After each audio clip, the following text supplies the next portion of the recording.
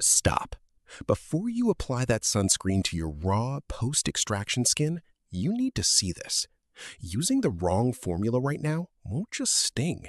It could trigger long-term inflammation or even permanent scarring. Today, we are putting chemical and physical blockers to the ultimate test. We're determining exactly which formula protects your compromised barrier without the burn.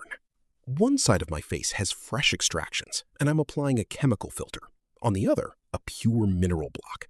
Can you see the immediate redness reacting to the ingredients on the chemical side? We're diving deep into the science of sensitive skin recovery to see which sunscreen type actually wins for post-procedure healing. After manual extractions, your skin barrier isn't just sensitive, it's compromised. You have thousands of micro wounds. If you expose this tissue to UV rays without the right protection, you aren't just risking a burn, you're increasing the risk of hyperpigmentation. Choosing the wrong formula today isn't just a minor mistake. It could lead to weeks of unnecessary irritation. Chemical sunscreens work by converting UV rays into heat. Imagine that happening inside open, sensitive pores. That stinging sensation? That's your skin screaming for help.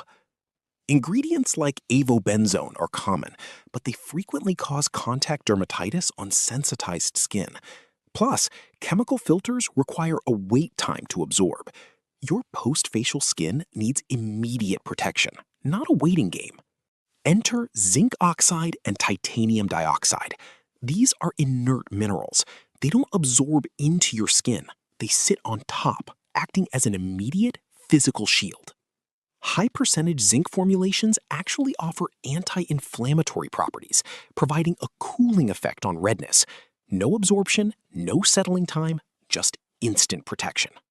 I know what you're thinking, the ghostly white cast.